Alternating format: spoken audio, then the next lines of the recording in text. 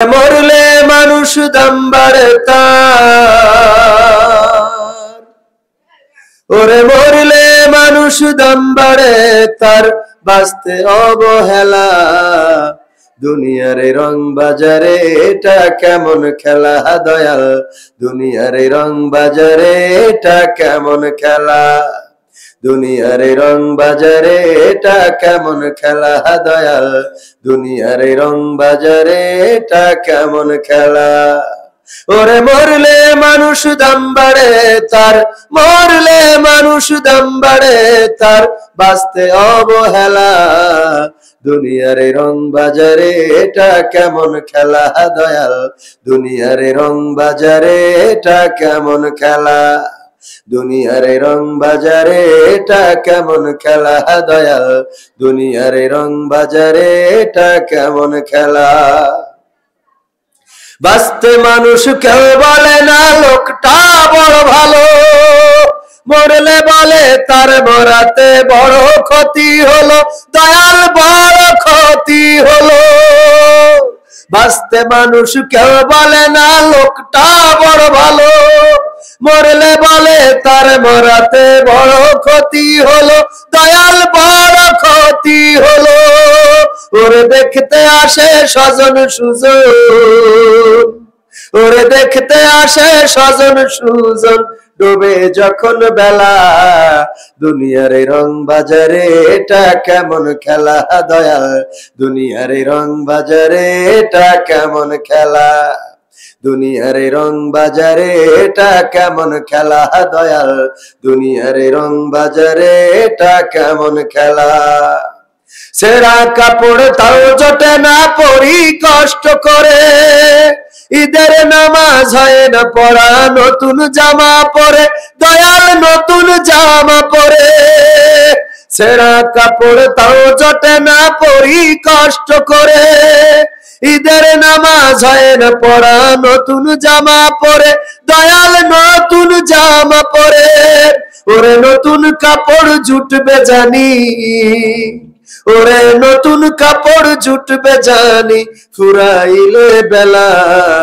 দুনিয়ার রং বাজারে এটা কেমন খেলা দয়াল, দুনিয়ার রং বাজারে এটা কেমন খেলা, দুনিয়ার রং বাজারে এটা কেমন খেলা দয়াল, দুনিয়ার রং বাজারে এটা কেমন খেলা। ভাঙা ঘরে দিন কেটে যাই বছর ঘুরে যুগ, এই জীবনে পাইলাম না তো একটু ভাবের সুখ দয়াল, একটু ভাবের সুখ। ভাঙা ঘরে দিন কেটে যাই বছর ঘুরে যুগ, এই জীবনে পাইলাম না তো একটু ভাবের সুখ দয়াল, একটু ভাবের সুখ।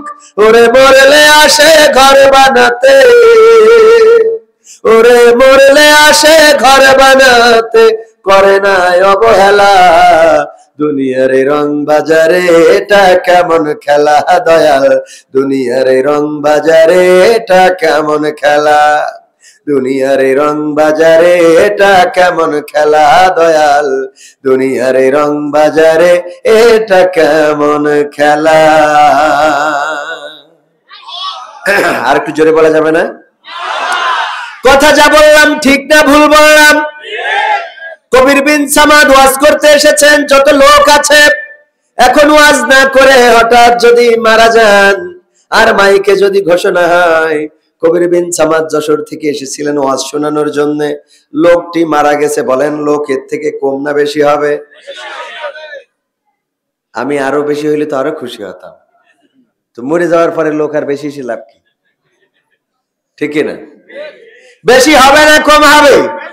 তার মানে মারা যাওয়ার পরে মূল্যায়নটা বুঝি, মূল্যায়নটা করি, আর বেঁচে থাকতে দাম দিই না। ওগো আমার ভাইরা, ছেঁড়া জামা ছেঁড়া লুঙ্গি শীতের সময়, শীতের পোশাক পাবে না এমন কত আল্লাহর বান্দা শুয়ে থাকবে রেল স্টেশনে অথবা বাস স্ট্যান্ডে, বিভিন্ন জায়গায় আমরা দেখতে পাবো কত অসহায়, কত মানুষ, পাশে দাঁড়ানোর লোক নাই, কাপড় নাই, পায়ে জুতা নাই। কিন্তু আপনারা দেখবেন এই মানুষ যদি মারা যায়, ওর আর কাপড়ের অভাব হয় না, ওর কাফনের কাপড় দেওয়ার মতো লোকের কি অভাব হয়? কিন্তু এই মানুষটা যদি একটা পাঞ্জাবি দিতেন তাহলে তো খুশি হইতো, খুশি হইতো না? ওর যদি এক জোড়া জুতা কিনে দিতেন, অভাবী মানুষ, কেমন খুশি হইতো বলেন তো? বৃষ্টিতে ঘর ভেঙে গেছে অথবা ঝড় হয়েছে, ঝড়ে ঘরের চাল উড়ে গেছে, একটু বাঁশের দরকার, যার ঝাড় আছে যে যদি বলে 2খানা বাঁশ কি দেয়া যায়, হ্যাঁ পাকা বাঁশ দিবা না তুমি, বলেন? বাঁশ ঝাড়ের দোকান এখন কেবল কুড়া বেরোচ্ছে, আপনারা কি করেন? হ্যাঁ, এখন বর্ষার সময়, এখন বাঁশ কাটার সময় না, এখন কুড়া বের হওয়ার সময়। কেউ বাঁশ দিবে না, কিন্তু লোকটি যদি মারা যায় ওর কবরের বাঁশের অভাব হয়েছে, এরকম একটাও কি ঘটেছে? বলেন যে কেউ বাঁশ দিবে, যদি ওর বাড়ি বানানোর জন্য বাঁশ দিত রে, তাইলে অন্তত 2টা দিন টেনশন মুক্ত ঘরে ঘুমাইতে পারতো, বৃষ্টিটা হয়তো ঘরে ঢুকতো না, টিনটা অথবা চালটা হয়তো ঝড়ে উড়ে যেত না। বেঁচে থাকা মানুষের বাঁশ দেওয়ার মানুষ নাই, বাঁশ দেয় তবে ঝাড়ের বাঁশ না, অন্য বাঁশ দেওয়ার মানুষ আছে না নাই? অন্য বাঁশ দেয়, কিন্তু ঝাড়ের বাঁশ পাবনা এই সংখ্যা, এই লোকের সংখ্যা কম আছে। আছে মানে কি, গতকালকেই তো পাবনায় এক সন্তান তার বাবারে কুপায় মেরে ফেলেছে, দেখেছেন আপনারা? হ্যাঁ, গাঞ্জাখোর, ওই যে যা মারে, মারার পরেই কয় গাঞ্জাখোর, নেশাখোর, মাতাল ছিল, পাগল ছিল, আসলে ওটা শয়তান ছিল। কি ছিল? সন্তানরে যদি শয়তান বানান তো সে গাছিদা ধরবে না, তো পাশে কোরআন পড়বে, বোঝেননি? যখন ওর মসজিদে পাঠানোর দরকার, না বাবা দেখো না, শীতের সময় তো একটু ঘুমাচ্ছে, ঘুমাতে দাও, সত্য না? ওরা ইসলামী আন্দোলনের জন্য যে আরে বাবা আমার ছেলে রাজনীতি বোঝে না, ওদিকে ডাকো, বলেন? কোরআনের পক্ষে একটু মিছিল ডাকলে আমার ছেলেতে ওসব হবে না, তোর ছেলেতে গাছিদাতে কুপাকুপি করবে ঘরে, কারণ তোর যে করলি মানুষ বানাইতে পারতাম, এটা তো বানাইতে দাও না। কথা ঠিক বলছি না? ঠিক বলছি। কোন হাফেজ, কোন মুফতি, কোন মাওলানা, কোন মুহাদ্দিস, কোন আলেম, দাড়িওয়ালা, টুপিওয়ালা, প্রকৃত অর্থে জুব্বাওয়ালা, পাঞ্জাবিওয়ালা যারা আছে, একজনও দেখান পিতাকে অথবা মাতাকে মেরেছে, পিতা অথবা মাতাকে কেটে মেরে কেটে পৃথিবী থেকে বিদায় করে দিয়েছে, এমন একজনও দেখাতে পারবেন না। যারাই মারে বলে নেশাখোর, যারাই মারে বলে গাঞ্জাখোর, যারাই বলে কয় মাদকাসক্ত। মাদকাসক্ত কেন?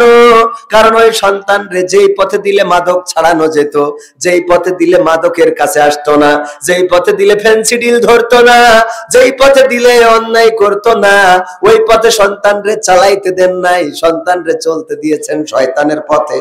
এখন ও তো তোমারে কুপাবে, এইটাই বাস্তবতা, ঠিক না? এটাই বাস্তবতা। পাপ নাই, খারাপ মানুষ নেই, মানে বাবারই বাস্তি দেয় না, নামাজ দাঁড়াইছে সেখানে যে কুপাইছে। আরে বাবা নামাজটা পড়লি, তারপরে মানুষ তো নামাজ পড়ার ছাড় ছেড়ে দেয়, ঠিক কিনা? শুধু তো তাই না, তারপরে কি করে পুলিশ গেছে ধরতে, পুলিশেরও কুপাইছে, 3টারে আহত করেছে। কয়টা রে? 3টা পুলিশরা আহত করেছে।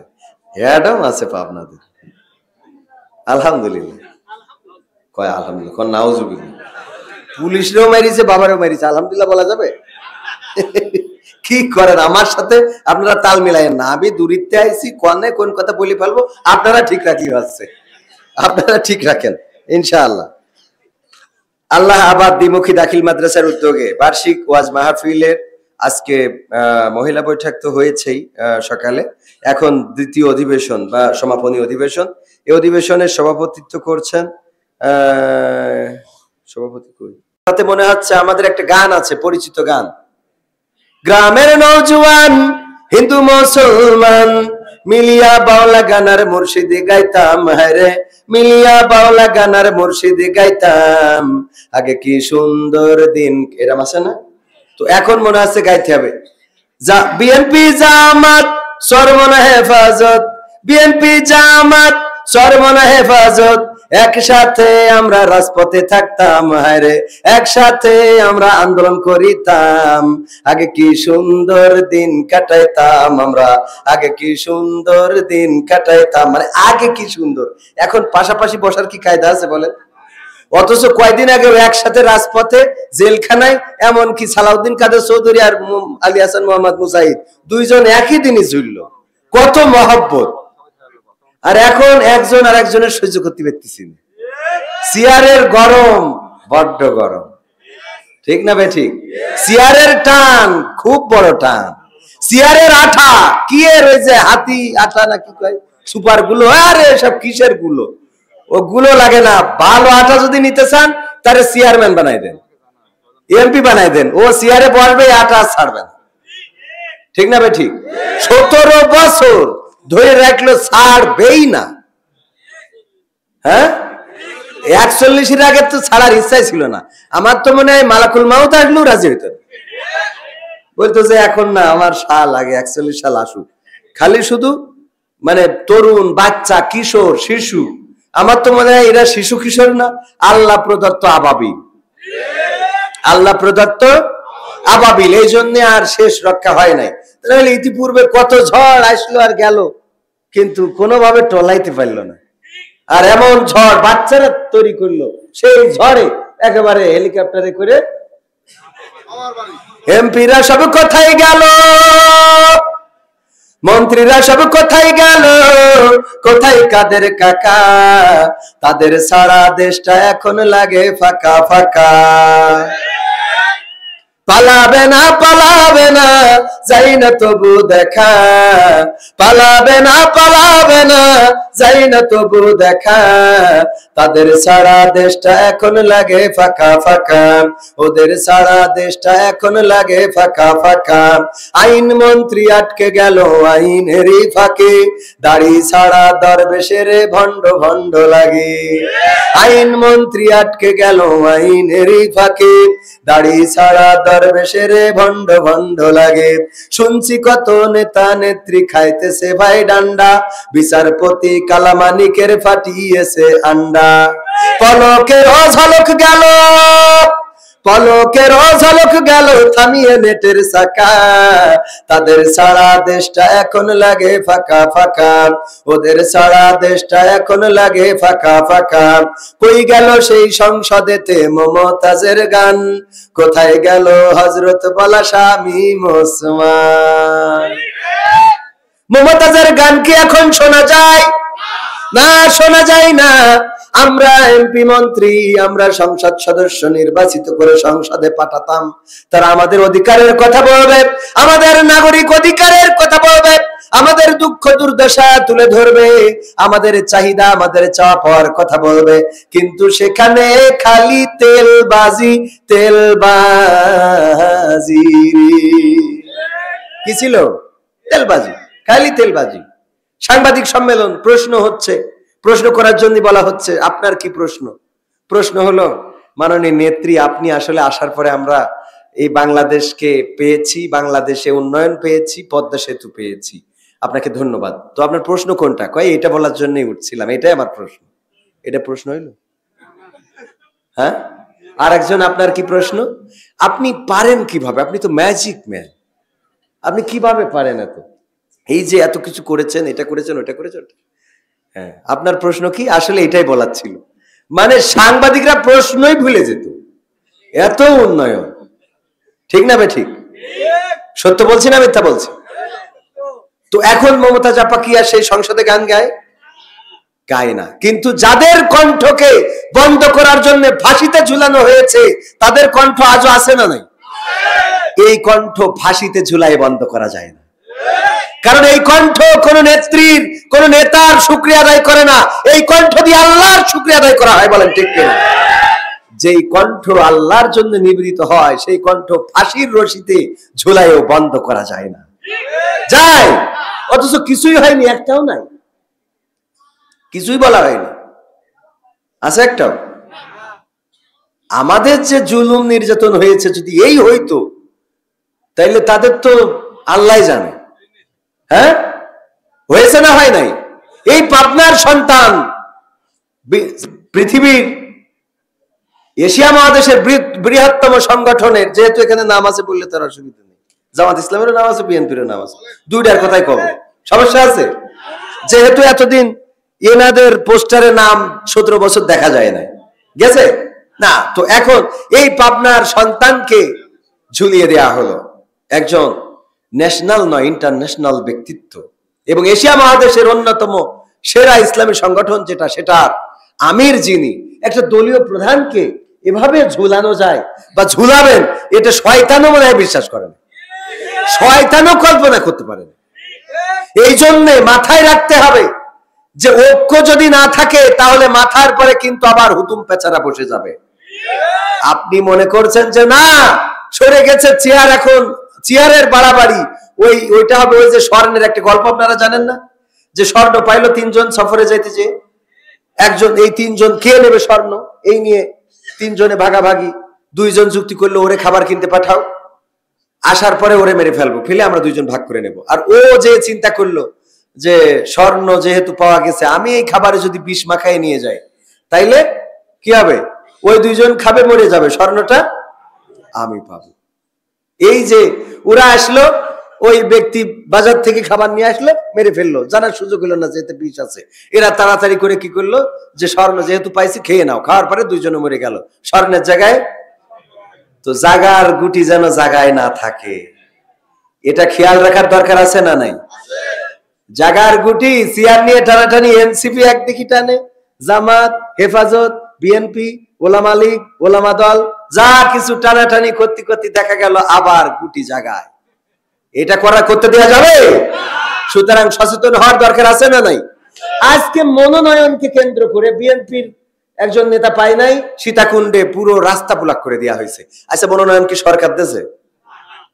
তো সরকার তো দেয় নাই, তার রাস্তা বন্ধ কেন? বরং মনোনয়ন যে পেয়েছে তার পক্ষ নিয়ে সবাই কাজ করেন, তাইলে তো উপকার। এই যে দুইজনে দ্বন্দ্ব করবেন, এর মধ্যে তো জামাত বেরোয় যাবে, কথা কয় না? যদি দুইজনে দ্বন্দ্ব করে তার মধ্যে তো জামাত বেরোয় যাবে না, তো ওটা আটকানোর দরকার আছে না নাই? তো আটকাতে গেলি তাহলে আমাদের দ্বন্দ্ব করলে হবে?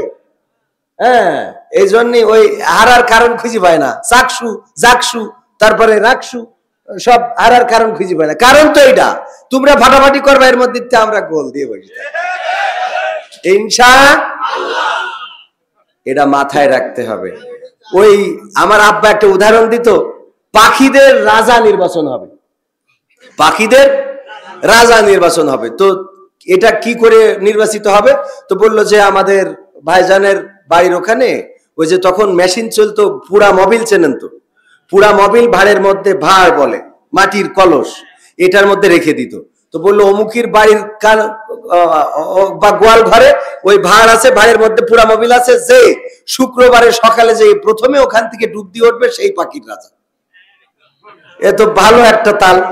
তো এখন রাজা হওয়ার জন্য কাজল পাখি চোখি কাজলতা দিয়া শুরু করলো, কোকিল পাখি গান শুরু করলো, তারপরে আরো যেসব পাখি আছে সব পাখি সাজু গুজু করতে করতে মোটামুটি ভালো একটা সময় পার হয়ে গেল। এবার যেয়ে দেখে কি ওরা ডুব দেবে, কি ফিঙে রাজা, আপনারা কি বলেন? কালো পাখিটা ফিঙে রাজা, ও ডুব দিয়ে ভাড়ের উপর বসে আছে। ওই তারপরে তো নাকি ফিঙে রাজা পাখির রাজা। বিষয়টা বুঝতে পারছেন? মানে এগের সাজুগুজি করতে করতে কি আর একজন ডুব দিয়ে বসে আছে। তাই এরকম যেন না হয় যে সাজুগুজু করতে করতে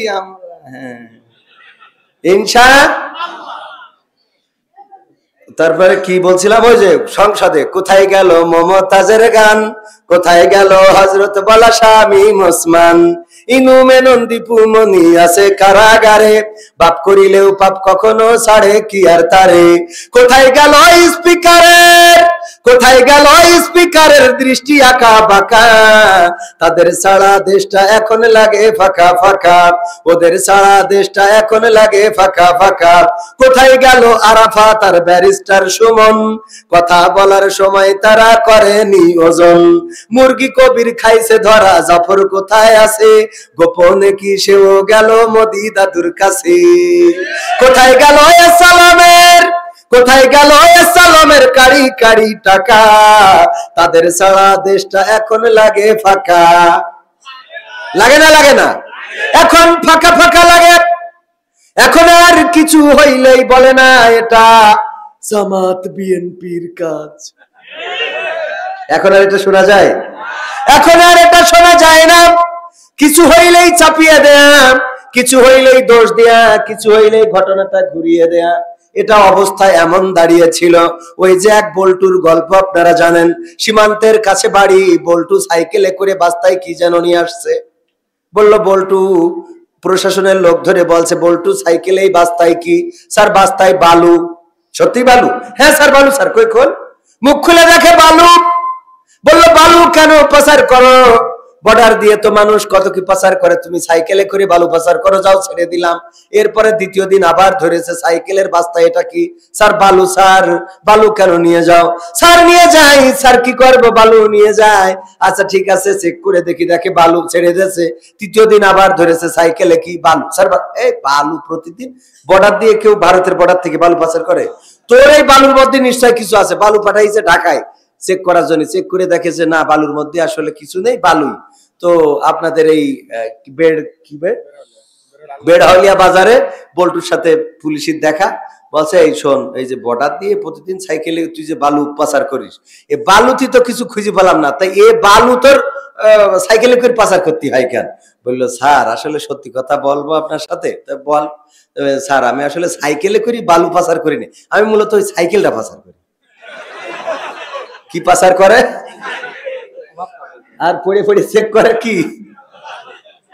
আমাদের দেশের অবস্থা হয়েছিল ওটা, কোথাও কিছু করলে এটা জামাত বিএনপির কাজ, এটা দাড়িওয়ালাদের কাজ, টুপিওয়ালাদের কাজ, আর মাঝখান দিয়ে ওই যে সাইকেল পাচার হয়ে যায়, টাকাগুলো চলে যায় বেগম পাড়ায়, সুইস ব্যাংকে, সুইজারল্যান্ডে, সিঙ্গাপুরে, মালয়েশিয়ায়, সব কিছু খালি হয়ে যায়। আর এদিকে খালি শুধু চলে, এইটা হুজুররা করেছে, ওইটা দাড়িওয়ালা করেছে, ওইটা জামাত করেছে, ওইটা বিএনপি করেছে, ওইটা হেফাজত করেছে, ধরো মারো কাটো ফাঁসি দাও, এর মধ্যে দিয়ে সব খালি করে রেখে চলে গেছি। ঠিক না ভাই? ঠিক কথা কি বুঝতে পারিছেন? সব ফাঁকা হয়ে যায়, আর পড়ি পড়ি চেক করে বালুর বস্তা। সত্য বলছি না মিথ্যা বলছি? ভাইয়েরা আমার, যদি বলেন এইগুলো আলোচনার কোন বিষয় নাকি, ওগো আমার ভাই জানেরা, এই দুনিয়ায় অহংকার নিয়ে চলা যাবে না, অহংকার করতে নিষেধ করেছেন আল্লাহর নবী সাল্লাল্লাহু আলাইহি সাল্লাম। আল্লাহর নবী বলেছেন তোমরা আল্লাহর চাদর নিয়ে টানাটানি করো না, আল্লাহর চাদর ধরে টানাটানি করো না। নবীর সাহাবীরা বললেন, সাহাবী রাদিয়াল্লাহু তাআলা আনহুগণ বললেন, ওগো নবী আল্লাহর চাদর কেমনে ধরে আমরা টানবো? আল্লাহর চাদরটা কি? আল্লাহর চাদরের কি নাগাল পাওয়া যাবে? আল্লাহর নবী বললেন, ওগো সাহাবীরা শুনে নাও, আল্লাহর চাদর হলো অহংকার। এই অহংকার যে করে সে আল্লাহর চাদর নিয়ে টানাটানি করে। এটা করা যাবে?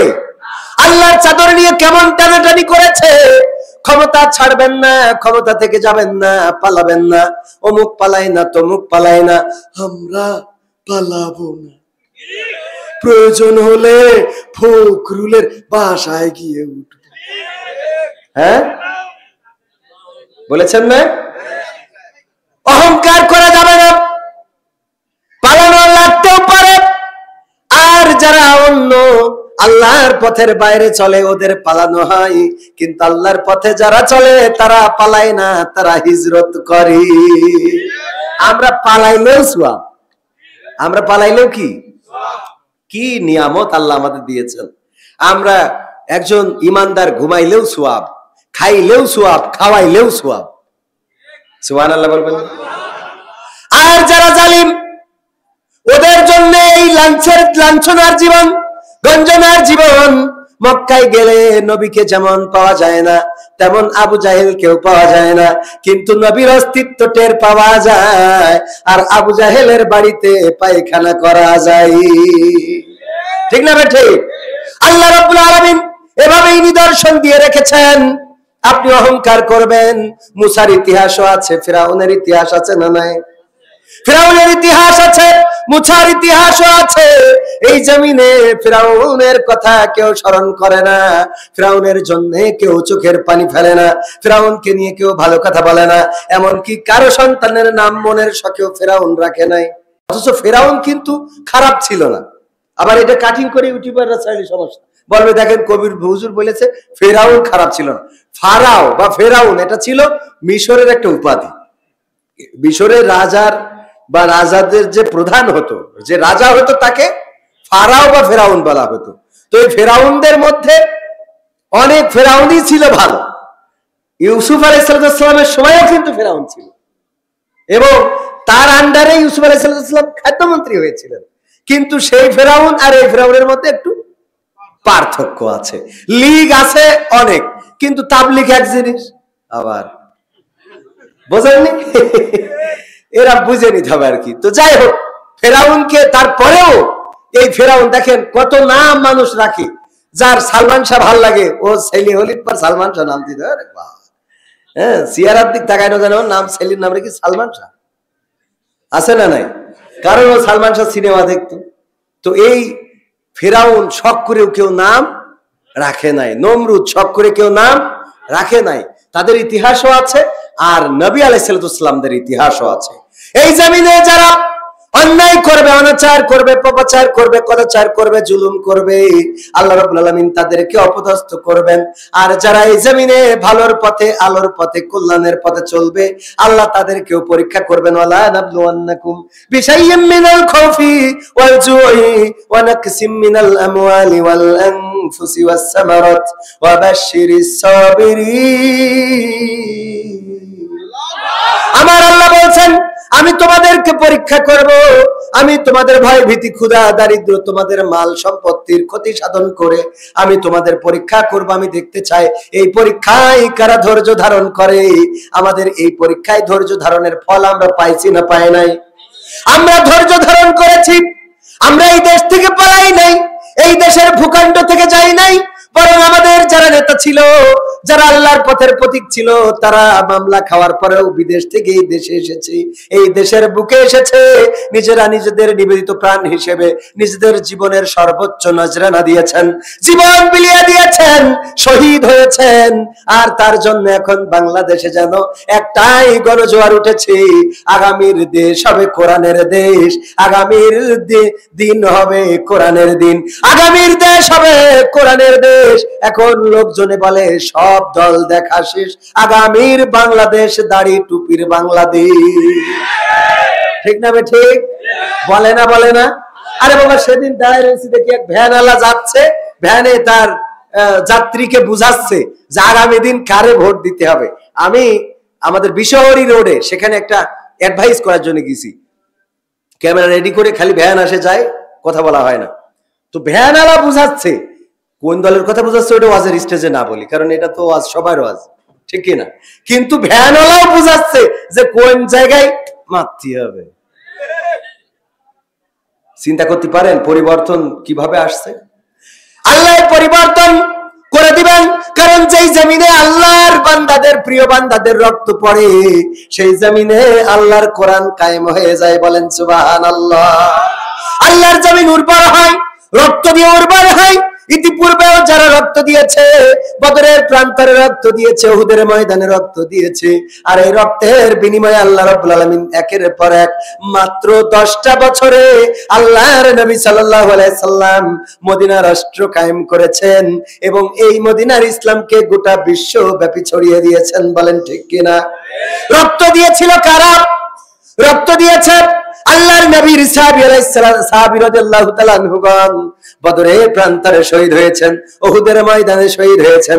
হানজালার ঘটনা তো জানেন, নিজের ফরজ গোসলটাও করেন নাই।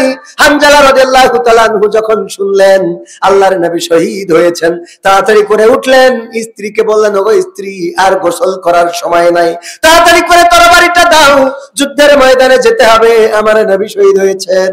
যুদ্ধের ময়দানে যুদ্ধ করতে করতে হানজালা শহীদ হয়ে গেছে। আল্লাহর নবীর কাছে এসে একজন মহিলা কান্না করছেন, ওগো নবী। আল্লাহর নবী বললেন, কান্না করে কেন? বলল, ওগো নবী, আমার স্বামী আজকে তার উপরে গোসলটা ফরজ ছিল, কিন্তু গোসলটা করে নাই। যখন শুনেছে আপনি শহীদ হয়েছেন, তখন উহুদের ময়দানে চলে এসেছে। আমার স্বামী হানজালা যুদ্ধের ময়দানে শহীদ হয়েছে। আমি জানি যারা শহীদ হয়ে যায় আপনি তাদেরকে গোসল করান না, আপনি তাদেরকে আলাদা করে কাপড় পরান না, কাফন পরান না, কিন্তু আমার স্বামীর যেহেতু গোসলটা ফরজ ছিল, সুতরাং আমার স্বামীকে একটু গোসল করাবেন, এই জন্যই আপনার কাছে এসেছি গো নবী। আল্লাহর নবী সাল্লাল্লাহু আলাইহি সাল্লাম সাহাবীদের বললেন, খুঁজে বের করো হানজালার দেহ মোবারকটা কোথায় আছে। খোঁজা হলো, উহুদের ময়দান তন্ন তন্ন করে খোঁজা হলো, পাওয়া গেল না। আল্লাহর নবীর কাছে এসে বললেন, ওগো নবী, হানজালার দেহখানা পাওয়া যায় নাই। আল্লাহর নবী বললেন, আবারও খোঁজো। আবারও খুঁজতে খুঁজতে পাওয়া গেল। দেখা গেল হানজালা রাদিয়াল্লাহু তাআলা আনহুর চুল থেকে টপ টপ করে পানি ঝরে পড়ছে।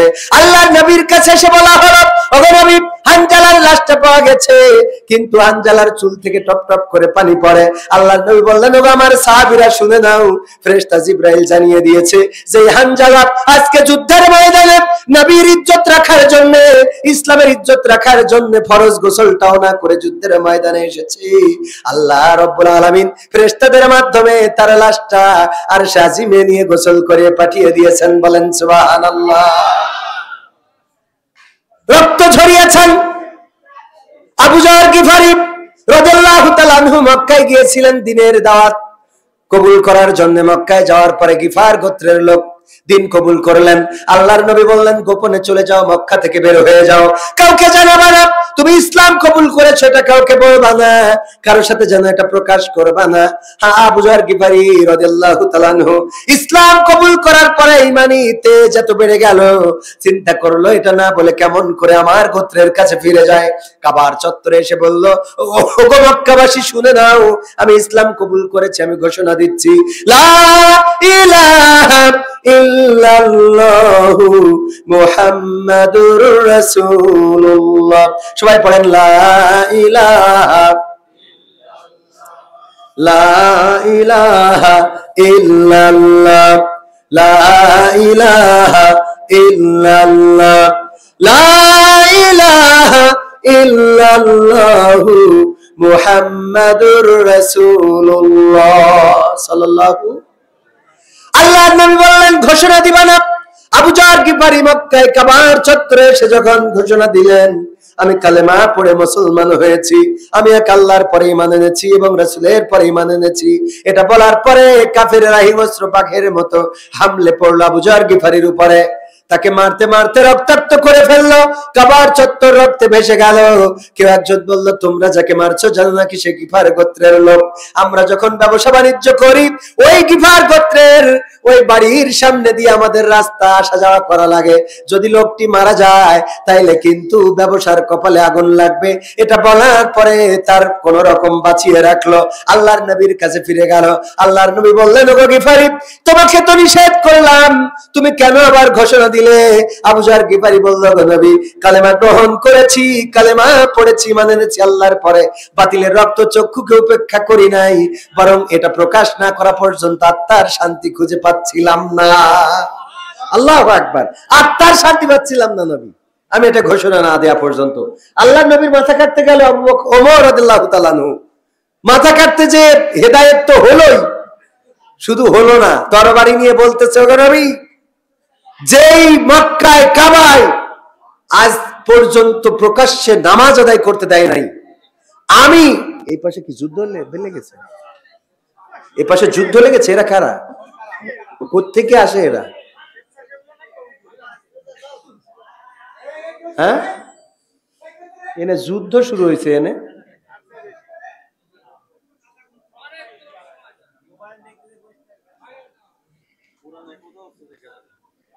সবাই জিকির করেন, লা ইলাহা ইল্লাল্লাহ, লা ইলাহা, লা ইলাহা, লা ইলাহা ইল্লাল্লাহু মুহাম্মাদুর রাসূলুল্লাহ। সম্মানিত ভাইরা আমার, এখানে আপনারা যারা এসেছেন, আমরা যারা এসেছি, আজকের এই দিনটাই, এই রাতটাই আমাদের জীবনের শেষ রাত হয়ে যেতে পারে।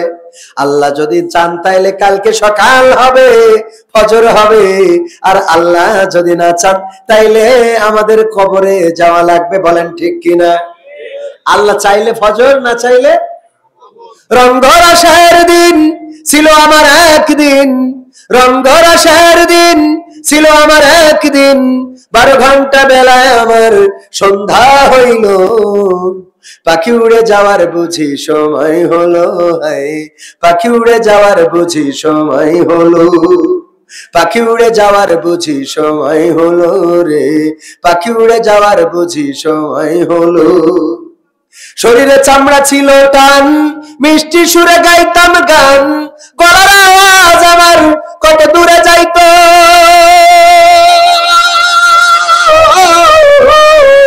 শরীরে চামড়া ছিল টান, মিষ্টি সুরে গাইতাম গান, গলার আওয়াজ আমার কত দূরে যাইতো, পাইকা গেল মাথার চুল, কথা বলতে পরে ভুল।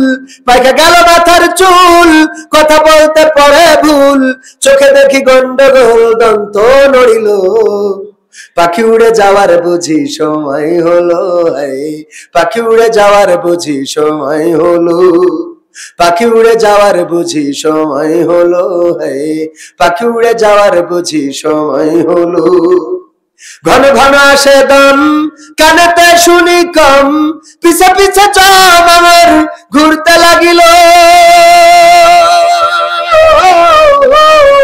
ঘন ঘন আসে দম, কানেতে শুনি কম, পিছে পিছে চম আমার ঘুরতে লাগিল। খাটো হয়ে আসছে পাও, হীন হলো সর্বদাও। খাটো হয়ে আসছে পাও, হীন হলো সর্বদাও। ভাবে বুঝি সময় আমার ফুরিয়ে এলো, পাখি উড়ে যাওয়ার বুঝি সময় হলো, পাখি উড়ে যাওয়ার বুঝি সময় হলো। পাখি উড়ে যাওয়ার বুঝি সময় হলো, পাখি উড়ে যাওয়ার বুঝি সময় হলো। এত সুন্দর পরিপাটি, খাসায় আমার ছিল খাটি, দিনে দিনে খাসায় আমার জং ধরিল। এত সুন্দর পরিপাটি, খাসায় আমার ছিল খাটি, দিনে দিনে খাসায় আমার জং ধরিল। পুরাতন খাসাতে পাখি করে শুধু ডাকা ডাকি, পুরাতন খাসাতে পাখি করে শুধু ডাকা ডাকি। একদিন আমায় দিয়া পাখি উড়িয়া যাইব, পাখি উড়ে যাওয়ার বুঝি সময় হলো, পাখি উড়ে যাওয়ার বুঝি সময় হলো। পাখি উড়ে যাওয়ার বুঝি সময় হলো রে, পাখি উড়ে যাওয়ার বুঝি সময় হলো। রঙ্গরসের দিন ছিল আমার একদিন, রঙ্গরসের দিন ছিল আমার একদিন। 12 ঘন্টা বেলায় আমার সন্ধ্যা হইল, পাখি উড়ে যাওয়ার বুঝি সময় হলো রে, পাখি উড়ে যাওয়ার বুঝি সময় হলো। পাখি উড়ে যাওয়ার বুঝি সময় হলো, পাখি উড়ে যাওয়ার বুঝি সময় হলো। এই পাখি উড়ে যাওয়ার যে সময়, এই সময় কি বুড়ো হইলেই হয় নাকি জন বয়সেও? শিশুকালে আল্লাহ রাব্বুল আলামিন হঠাৎ জন্মগ্রহণ করলো আর বান্দাটারে তুলে নিল। শিশু মানুষ, চোখটাও হয়তো খুলে পৃথিবী দেখতে পারে না, এমন ঘটনা ঘটে না, এমন ঘটনা ঘটে যায়। আহারে, আবার একটু বড় হয়েছে, চোখের আড়ালে চলে গেছে বর্ষাকাল। পুকুরের মধ্যে খেলতে খেলতে একসাথে 2 ভাই 2 বোন, 1 ভাই 1 বোন, চাচাতো বোন মামাতো বোন, একসাথে 2 জন 3 জন, এরকম মারা যায় না? যায় না? এইভাবে অল্প বয়সে চলে যায়। ওগো আমার ভাইরা, আবার একটু বড় হয়েছেন, বাইক চালানো শিখেছেন, গিয়ার দিলেন, হঠাৎ করে কারেন্টের খুঁটিতে মেরে একজন পাতালে একজন হাসপাতালে, এরকম যায় না? যায় না? আল্লাহ যাদেরকে ভালো রাখতে চেয়েছেন, ওই গর্ভকাল থেকে শুরু করে, গর্ভ থেকে আল্লাহ পাস করে দেয় নাই, গর্ভপাত করে নাই, তিল তিল করে আমাদেরকে বড় করেছেন মায়ের গর্ভে, জন্মগ্রহণ করালেন, তারপরে মায়ের দুগ্ধ পান করালেন, তিলে তিলে বড় করলেন। কত মুসিবত চলে গেল, বন্যা গেল, ঝড় গেল, বিদ্যুৎ চমকানি গেল, বজ্রপাত গেল। আল্লাহ আপনাকে আমাকে চেয়েছেন আজ পর্যন্ত বাঁচিয়ে রাখতে, এই বাঁচিয়ে রাখলেন এবং এই মাহফিলে এনে দিলেন। আল্লাহর শুকরিয়া আদায় করার দরকার আছে না নাই? বলেন আলহামদুলিল্লাহ। শুধু আলহামদুলিল্লাহ শুকরিয়া আদায় হয় না। চেয়ারম্যান সাহেব 2000 টাকা দিয়েছেন, চেয়ারম্যান এখনো হননি, হবেন যদি ভোট দেন আপনারা। 2000, হ্যাঁ, পদপ্রার্থী 2000 টাকা দিয়েছেন। এই 2000 টাকার জন্য যদি বলি চেয়ারম্যান সাহেব জিন্দাবাদ জিন্দাবাদ, তাইলে কি শুধু শুকরিয়া আদায় হলো? বরং উনি দান করার কারণে মাঝে মাঝে উনার পোস্টার যদি সামনে পড়ে, একটু দেলের সাথে টানাই দেওয়ার দরকার আছে না নাই? কথা কয় না? পোস্টারটা এসেছে তো, যেহেতু উনি ভালো মানুষ, তাইলে একটু দেয়ালে মেরে দিই। মিছিলের ডাক দিয়েছে, মার্কা কি আছে? রাজহাঁস, এরকম হয় না? মার্কা নিয়ে মিছিল করার দরকার, যেহেতু আপনার পাশে থাকে। সারাদিন যদি তাসবিহ জপেন, চেয়ারম্যান সাহেব চেয়ারম্যান সাহেব চেয়ারম্যান সাহেব চেয়ারম্যান সাহেব চেয়ারম্যান সাহেব চেয়ারম্যান সাহেব, শুকরিয়া আদায় হবে? বলেন। সারাদিন টানলেন 1000 বার, ট্রেনে চেয়ারম্যানের মিছিল হয়ে গেছে, যে বললেন আজ তো মিছিলে আমাদের ফুলাপান আসছিল, আমি যাই নামাজে বসি, চেয়ারম্যান সাহেব 1000 বার পড়েছি, খুশি হবে? আবার মাঝে মাঝে যদি তার নাম বলেন তাও খুশি হবে, লাইন বুঝে নাম বলতে হবে। আল্লাহ শুকরিয়া আদায়টা ঠিক ওই রকম, আপনি আলহামদুলিল্লাহ বলে যেমন শুকরিয়া আদায় করবেন, তেমন নামাজ পড়ে শুকরিয়া আদায় করবেন, কুরআন পড়ে শুকরিয়া আদায় করবেন, ধান চাষ করে শুকরিয়া আদায় করবেন, সন্তানকে পোশাক কিনে দিয়ে শুকরিয়া আদায় করবেন, স্ত্রীকে ভালো কাপড় কিনে দিয়ে শুকরিয়া আদায় করবেন। কারণ স্ত্রীও আপনার দিয়েছেন কে? আল্লাহ না দিলে আপনি স্ত্রী পান নাই। কত লোক তো বিয়ে হচ্ছে না, তাই না? আবার হওয়ার পরেও বউ থাকে না, চলে যায়। কি এই জন্য আল্লাহ যে আপনারা দিলেন, এটা আল্লাহর শুকরিয়া আদায় করার দরকার আছে না? এই স্ত্রীর ভালো পোশাক কিনে দেয়, এটাও আপনার দায়িত্ব, এটা কিনে দিলেন, এটাও আল্লাহর শুকরিয়া আদায় করা হবে। স্ত্রীকে যদি না খাইতে দেন, ভালো যদি না পড়তে দেন, তাইলে কিন্তু এটাও না শুকরি হয়ে যাবে। কারণ আল্লাহ যেটা আপনাকে দিয়েছে, গরু দিয়েছে, ছাগল দিয়েছে, আপনি সেটার সাথে না শুকরি কি করা যাবে? বরং তাদেরকে কেয়ার করতে হবে, যত্ন করতে হবে। কলিজার টুকরা সন্তান দিয়েছে আল্লাহ রাব্বুল আলামিন, সন্তান দিয়েছে, কেউ চেয়ে পায় না আর কেউ পেয়ে হারায়, আছে না? পেয়ে হারায় মানে কি? সন্তান বিক্রি করে দেয়, সন্তান বিক্রি করে দেয়। আবার ওই পরকিয়া করে, ভাবি তো আর ওইসব পথে নেই, পরকিয়া করে বাচ্চাটারে কি করে, অনেক সময় পুকুরের মধ্যে ফেলে দিয়ে পরকিয়া প্রেমিকের সাথে পালাই গেছে। পরকিয়া প্রেমিকের মন রাখতে যে বাচ্চার গলায় ব্লেড চালাই জবাই করেছে, এমন ঘটনাও বাংলাদেশে আছে না নাই? আমি বাস্তবতা বলছি, একটাও বানিয়ে বলার কিছু নেই। একটা খালি ওই যে ফিঙ্গেরাজার গল্প, ওইটা একটা গল্প, কারণ ওইটা আসলেও ফিঙ্গেরাজার সুবানি খাইনি, এটা এমনি বলিছে বোঝানোর জন্য, উদাহরণ দেওয়ার জন্য, যে তোমাকে সাজুগুজু করতে করতে ও ফিঙ্গেরাজা রাজা হয়ে বসে আছে। আমাদের যেন সেটা না হয়। যাই হোক, শুকরিয়া আদায় করবো কার? আল্লাহর শুকরিয়া। এবার আসেন এই মাহফিল, কোরআনের মাহফিল, এই মাহফিল ওয়াজ মাহফিল, এই মাহফিল আল্লাহ তার রাসূলের মাহফিল। এখানে বসলে সওয়াব আছে না নাই? এখানে বসলে খুশি হবেন কে? এখানে বসলে নারাজ হবেন কে?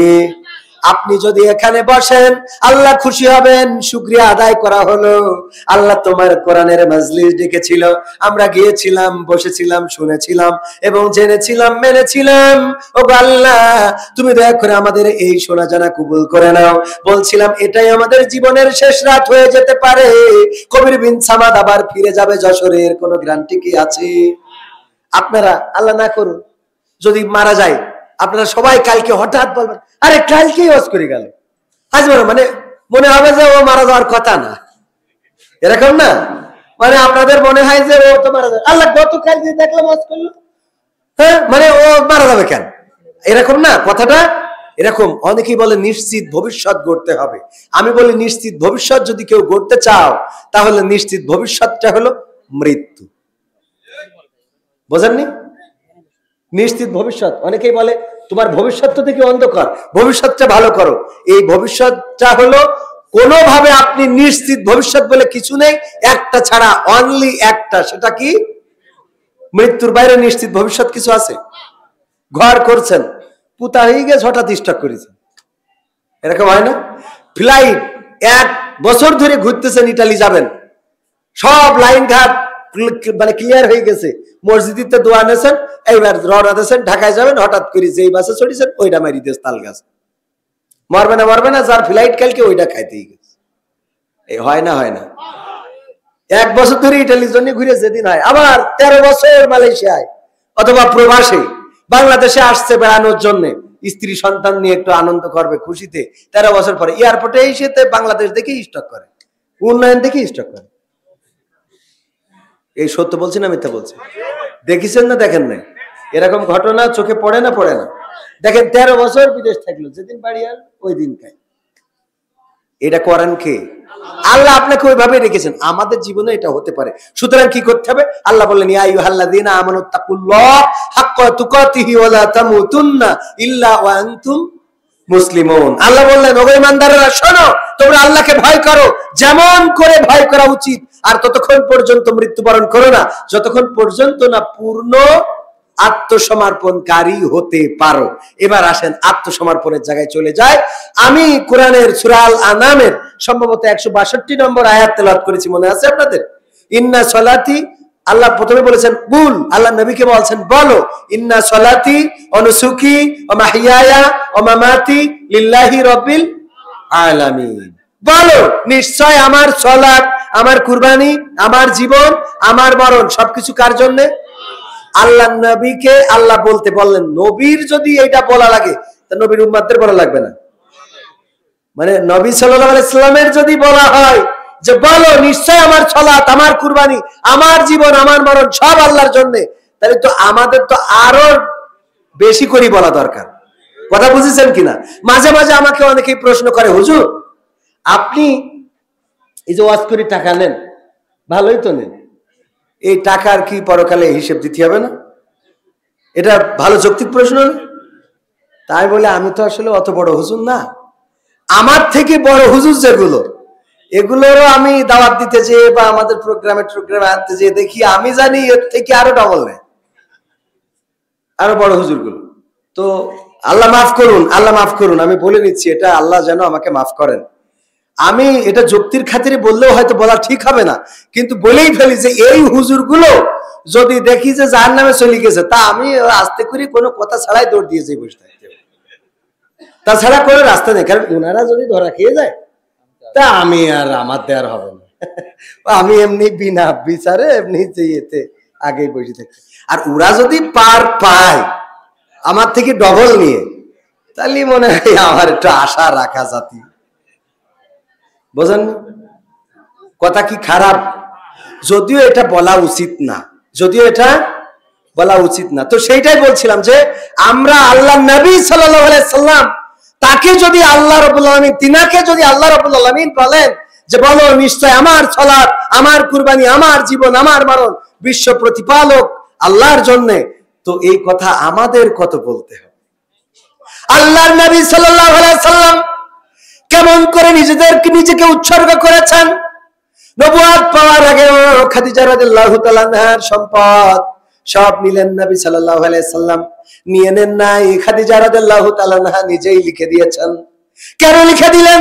এটাও মা বোনদের জন্য শিক্ষার আছে, মা বোনদেরকে শোনাবেন, যাদের স্ত্রীরা কথা শোনে না তাদের স্ত্রীদের একটু নবী সাল্লাল্লাহু আলাইহি সাল্লামের স্ত্রীদের জীবনী পড়াবেন, আসিয়া আলাইহিস সালামের জীবনী পড়াবেন। ফেরাউন এমন জালিম ছিল, এমন জালিম শাসক যে নিজে আল্লাহর চেয়ারে নিয়ে টানাটানি শুরু করে দিল, আল্লাহ রাব্বুল আলামিনের চেয়ারটা দখলে নিতে চাইলো। বলেন ঠিক না বেঠিক? অন্য জালিম গুলো তারা ক্ষমতা 41 সাল পর্যন্ত রাখতে চায়, কেউ ক্ষমতা ছাড়তে চায় না, কিন্তু ফেরাউন এমন ছিল যে সে শুধু ক্ষমতা না, সে বলল আনা রব্বুকুমুল আলা, সে নিজেই রব দাবি করে বসে থাকলো। এই ফেরাউনের স্ত্রী আসিয়া, সেই আসিয়া কোনোদিন ফেরাউনের সাথে খারাপ আচরণ করে নাই, কোনোদিন গালমন্দ করে নাই, কোনোদিন বাজে কথা বলে নাই, কোনোদিন তার কথার অবাধ্য হয় নাই, কোনোদিন বলে নাই তোমারে ভাত রান্না করে খাওয়াবো না, কোনোদিন রাগ করে বাবার বাড়িতেও চলে। হ্যাঁ, আপনি মাঝে মাঝে এটা বলতে পারবেন, তুমি তো আমার ফিরাউনের বোর থেকেও খারাপ, এটা বলা যাবে না?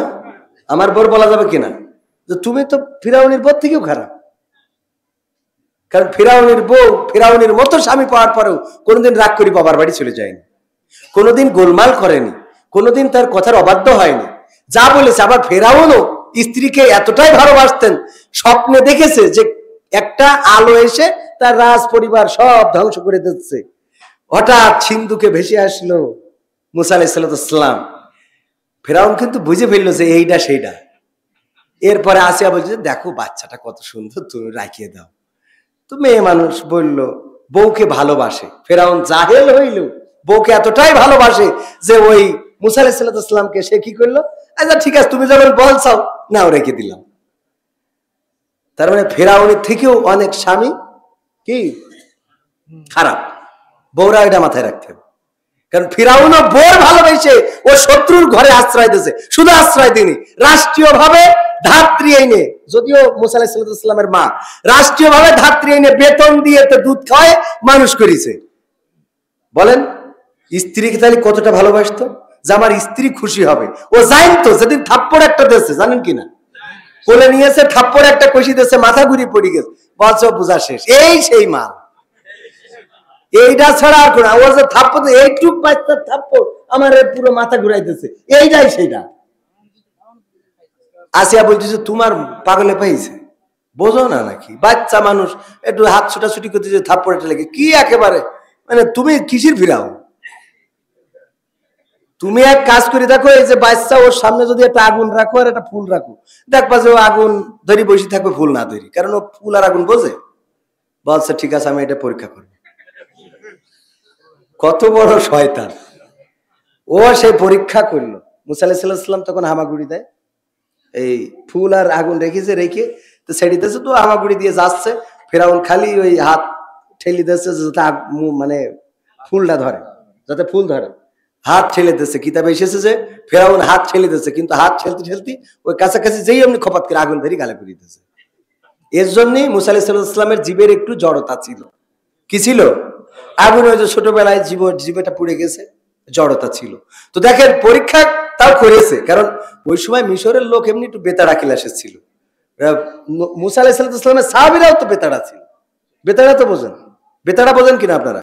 মানে ওরা লাইন মতো চলতেছিল না, ওরা বসে থাকতো। মান্না চালু আসতো কোথা থেকে? জান্নাত থেকে। পার পরে পা তুলি তে খাবে খালি, এ খেয়ে পড়তায় পড়ে না। বলছে যে ও ভাল লাগে না, এক খাবার প্রতিদিন কত ভাল লাগে, ও পাল্টে দিতে খাওয়ার না হলে আমরা আমাদের মতো রেঁধে খাবো। কত বড় শয়তান! বসে পড়ে খাচ্ছে, তার শান্তি হইল না। চিন্তা করা যায় কি ক্লাসের এমন বেতাড়া! ওই আল্লাহর নবী মুসা আলাইহিস সালামের এই বাহিনী মোট ঠান্ডা থাকতে দিন কোনো সময়। আল্লাহ বললো যে ওরা তো আমার সিজদা করতে চায় না, এক বুদ্ধি করে একটা গেট বানাও, গেট বানাই দাও যাতে মাথাটা নিচু করে ঢোকে, আমি ওটা সিজদা বলে মেনে নেব।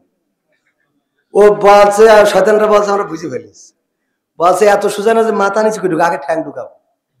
আগে ঠ্যাং ঢুকাইছে, আগে কি ঢুকাইছে? পা ঢুকাইছে। নদীর কিনারায় পৌঁছে যে মুসা আলাইহিস সালামের বলতেছে যে বলিলাম না যে তুমি আমাকে বিপদে ফেলবা, এর থেকে তো ফিরাউনের আমল নামার সাথে থাকলে আমাকে ভালোই হইতো। ওই যে আসতেছে এখন, হয় সুবানি খাবো না হয় বুড়ার পাত তলে পিষ্ট হতে হবে। ওখানে যেও এরকম না যে আমরা আইসি আল্লাহ যা করে আল্লাহর পরে নির্ভর করবো। মুসা আলাইহিস সালামকে ডিস্টার্ব করতেছে যে এখন কি হবে আমাদের, পালাবো কোথায়, কোনো উপায় নেই।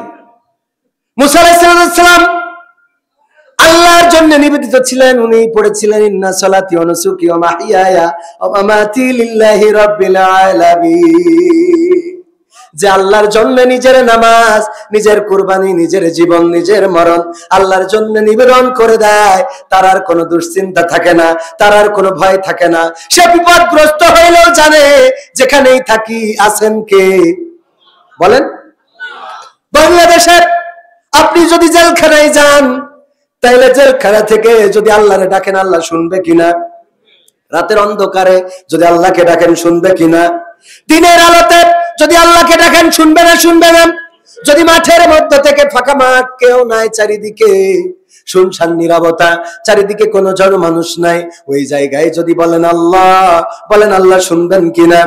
যারা ইমানদার তারা জানেন আমি ফাঁকা মাঠ থেকে যদি ডাকি আল্লাহ শুনবেন, আমি যদি জেলখানা থেকে ডাকি আল্লাহ শুনবেন, আমি যদি রাত্রের অন্ধকারে ডাকি আল্লাহ শুনবেন, আমি যদি দিনের আলোতে ডাকি আল্লাহ শুনবেন। কিন্তু যারা আল্লাহর পরে বিশ্বাস নাই, তারা রাত্রি দাদা বাবুরে ডাকে, আর দাদা বাবু হেলিকপ্টারে করে নিয়ে যায়। বলেন ঠিক কিনা? তারা জানে যে আমরা আল্লাহকে ডেকে পাওয়া যাবে না। ওরা জানে আমাদের দাদা ছাড়া কোনো গতি নাই, কোনো উপায় নাই। আপনি নিবেদিত প্রাণ হলে এই দেশের মধ্যে আপনি থাকতে পারবেন, কারণ জীবন মরণ কার জন্য? ইন্না সালাতি ওয়া নুসুকি ওয়া মাহইয়ায়া ওয়া মামাতি লিল্লাহি রাব্বিল আলামিন। আল্লাহ বলেন বলো নিশ্চয় আমার নামাজ, আমার কুরবানি, আমার জীবন, আমার মরণ সব আল্লাহর জন্য। সুতরাং জীবন মরণ আল্লাহর জন্য সঁপে দিলে আর কি হেলিকপ্টারে করে ওপারে যাওয়ার দরকার আছে? বরং আমরা ফাঁসির কাষ্টে ঝুলবো। কার কাষ্টে? কার খুশির জন্য? আব্দুল কাদের জিলানী রাহিমাহুল্লাহ আল্লাহর খুশিটা এমন চাইতেন, আল্লাহর কাছে মাঝে মাঝে ফরিয়াদ করে বলতেন, ওগো রব, তুমি যদি আমাকে জান্নাতে দাও, আর যদি আমার সাথে কথা না বলো, যদি আমার পরে গোসা করে থাকো, যদি আমারে ডাক না দাও, যদি আমারে না খোঁজো, তাইলে ওই জান্নাত আমি চাইবো না। বরং তুমি যদি আমারে জাহান্নামে দাও, আর ওই দাও দাও করা আগুনের মধ্যে আমি জ্বলতে থাকলে, তুমি যদি আমার একবার তোমার মহব্বতের কণ্ঠে ডাক দিয়ে বলো, ওগো আব্দুল কাদের জিলানী কেমন আছো, তাইলে আমি তোমার ওই খুশি নিয়ে জাহান্নামে জ্বলতে আমার কোনো আপত্তি নাই। আল্লাহর জন্য যে নিবেদিত হবে, আল্লাহর খুশির জন্য, আল্লাহ তোমার খুশি নিয়ে আমি জাহান্নামে জ্বলতে রাজি, কিন্তু তোমার নাখোশ নিয়ে আমি জান্নাত চাইনি। চিন্তা করা যায়? আল্লাহর নামে যারা নিজেদেরকে রাঙিয়েছেন, আল্লাহর রঙে যারা নিজেদেরকে রাঙিয়েছেন, তারা ফাঁসির কাষ্ঠে ঝুলার আগে সন্তানকে ডেকে বলেছেন, বলো দেখি কি পরে ফাঁসির কাষ্ঠে যাব, লুঙ্গি পরে যাব নাকি পায়জামা পরে যাব, কে আমার সাথী হয়ে যাবে কবর খনন করার জন্য, কারা কারা যাবে, তোমাদের মাকে সাথে নিও না, কারণ তোমাদের মা অসুস্থ, এত পথ যদি জার্নি করে আর অসুস্থ হয়ে পড়বে।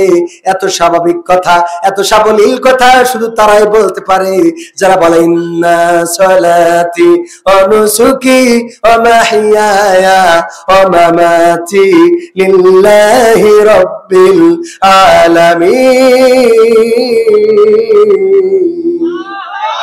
যারা বলে নিশ্চয় আমার সালাত, আমার কুরবানি, আমার জীবন, আমার মরণ সব আল্লাহর জন্য, এই কথা যারা বলে দেয়, তারা ওই ফাঁসির কাষ্ঠেও তারা জানে যে এখানে আমাদের আল্লাহ আছে না নয়। ফাঁসির কাষ্ঠে ঝুললেও আল্লাহ দেখেন। যেমন ইব্রাহিম আলাইহিস সালামের ঘটনাও আপনারা জানেন, যখন চড়ক গাছে তোলা হলো, ফেলে দেবেন আগুনে, চড়ক গাছ টানতে লাগলো, ফেরেশতারা এসে বলল, ওগো নবী যদি একটু সহযোগিতা করার সুযোগ দিতেন। বলল, তোমরা কোথা থেকে এসেছো? আল্লাহর কাছ থেকে এসেছি। আল্লাহ কি তোমাদের পাঠাইছে নাকি? না, আল্লাহ পাঠায় নাই। তাইলে এসেছো কেন? আল্লাহকে বলেছি, ওগো রব, তোমার বন্ধু, তোমার খলিল আগুনে পুড়বে, আমরা কেমন করে এটা দেখবো? যদি অনুমতি দাও তাইলে তোমার বন্ধুকে একটু সহযোগিতা করতে চায়। আল্লাহ রাব্বুল আলামিন বললেন, ওগো ফেরেশতারা যাও, কিন্তু যে জিজ্ঞাসা করবা আমার খলিলের কাছে, আমার বন্ধুর কাছে, যদি সহযোগিতা চাই সহযোগিতা করবা। ওগো আল্লাহ, যদি সহযোগিতা না চাই কি করব? আল্লাহ রাব্বুল আলামিন বললেন, তাহলে ফিরে আসবা আমার কাছে। আল্লাহর নবী ইব্রাহিম আলাইহিস সালাম এটা শোনার পরে বললেন, ওগো ফেরেশতারা তোমরা তাইলে ফিরে যাও তোমাদের রবের কাছে, ফিরে যাও আমার রবের কাছে। বলল, কেন ফিরে যাব? সহযোগিতা কেন করব না? আল্লাহর নবী, আল্লাহর বন্ধু ইব্রাহিম খলিল বললেন, ওগো আল্লাহর ফেরেশতারা শুনে নাও, তোমরা আমার যে কষ্ট দেখে আমাকে বাঁচানোর জন্য এসেছো, তোমাদের থেকে আমার কষ্টের কথা, আমার মনের ব্যথা, আমার হৃদয়ের চাওয়া, আমার অন্তরের আকুতি আমার রব তোমাদের থেকে আরো ভালো জানে। তোমাদের থেকে আমার রব আরো ভালো জানে। সুতরাং তোমরা ফিরে যাও। আল্লাহ যদি চান তিনি তিনার কুদরত দিয়ে কিছু করবেন। আল্লাহ করেছেন না? আল্লাহ বলেন, ইয়া নারু কুনি বারদাও ওয়া সালামান আলা ইব্রাহিম। আমার আল্লাহ বলেন, ওগো আগুন, তুমি আমার ইব্রাহিমের জন্য ঠান্ডা আরামদায়ক হয়ে যাও। আগুনটা ইব্রাহিমের জন্য ঠান্ডা আরামদায়ক হয়ে গেল, ফুলের বাগান হয়ে গেল। কারণটা কি? কারণ হলো আল্লাহর নবীকে যে কথাটা বলতে বলেছেন সূরা আল আনআমে 162 নম্বর আয়াত, ইব্রাহিম আলাইহিস সালামের ঠিক সেই একই ধাঁচের কথা ইব্রাহিম আলাইহিস সালামের ছিল 79 নম্বর আয়াত, ইন্নী ওয়াজ্জাহতু ওয়াজহিয়া লিল্লাযী ফাতারাস সামাওয়াতি ওয়াল আরদ হানিফাও ওয়া মা আনা মিনাল মুশরিকিন।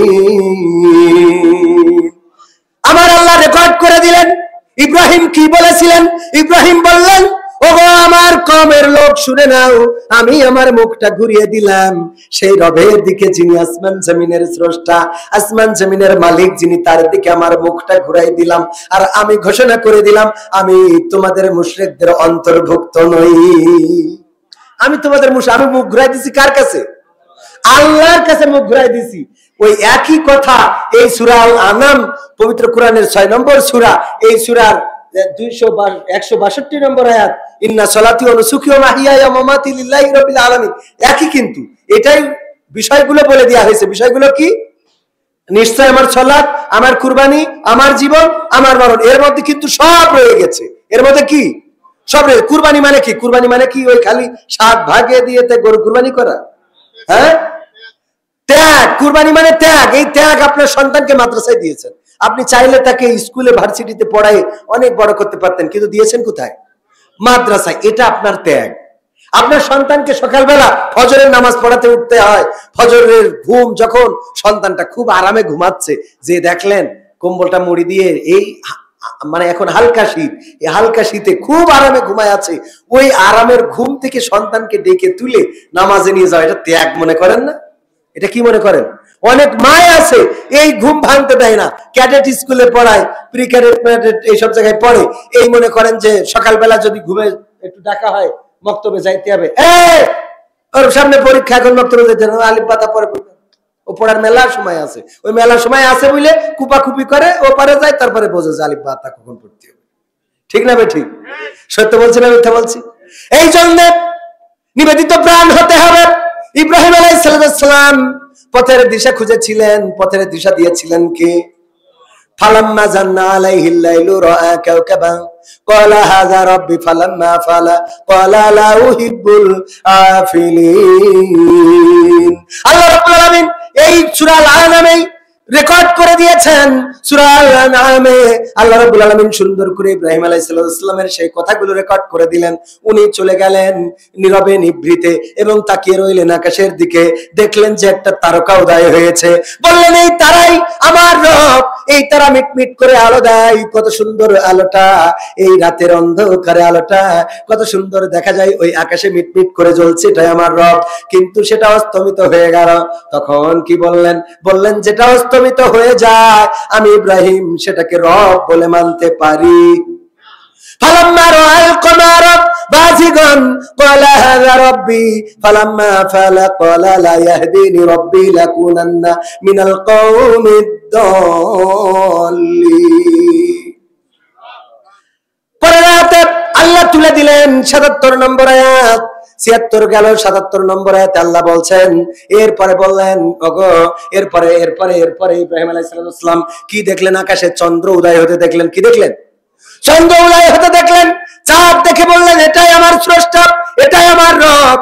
কারণ ওই তারার থেকে চাঁদটা বড় এবং আলোকিত হয়ে উঠেছে, কত সুন্দর আলো, এটাই আমার রব। কিন্তু যখন চন্দ্র অস্তমিত হয়ে গেল তখন বলল, আমার রব যদি আমাকে পথ না দেখায় তাইলে আমি গুমরাহীদের অন্তর্ভুক্ত হয়ে যাব। এরপরে কি হলো? ফালাম্মা রাআশ শামসা বাযিগাতান ক্বালা হাযা রাব্বি হাযা আকবার ফালাম্মা ফালাত ক্বালা ইয়া কওমি ইন্নী বারিউম মিম্মা তুশরিকুন। এরপরে দেখলেন সূর্য উদয় হয়েছে, টকবক করে উঠলো পূর্ব দিগন্তে সূর্য। ইব্রাহিম বললেন, এটাই আমার রব, এটাই আমার স্রষ্টা, এটাই আমার আল্লাহ, আমি এইটার ইবাদত করব, এইটার নামাজ পড়বো, এইটার দিকে তাকাই থাকবো। সূর্য যখন দুপুরের দ্বীপ্রহরে আরো প্রখর হয়ে গেল, ইব্রাহিম আলাইহিস সালামের কনফিডেন্স বেড়ে গেল, আমার রবকে তো খুঁজে পেয়েছি, তো এইটা তো সবচেয়ে বড়, হাযা আকবার, এটা তো সবার থেকে বড়, এটাই আমার স্রষ্টা।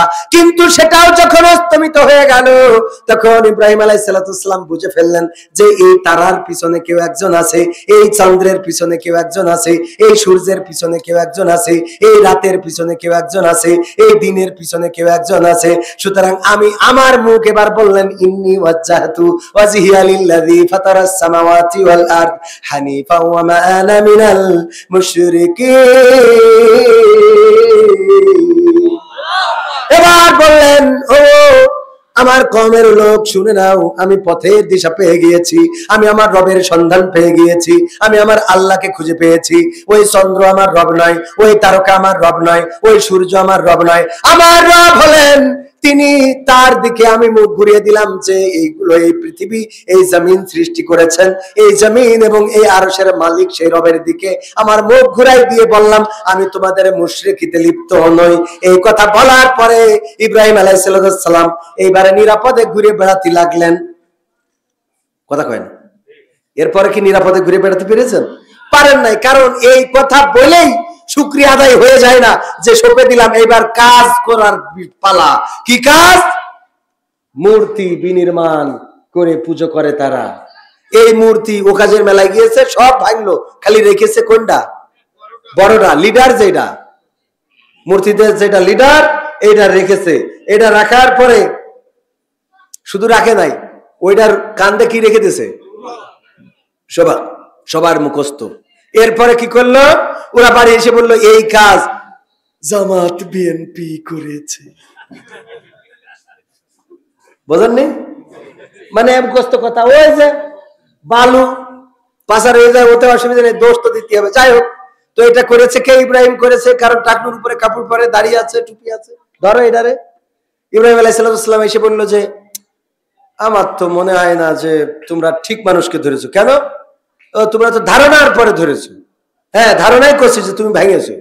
তাছাড়া উপায় কি? সিসি ক্যামেরা তো নাই, তখন তো সিসি ক্যামেরা নাই। বললো উপায় যে বড়টার ঘাড়ের পরে কুড়েল।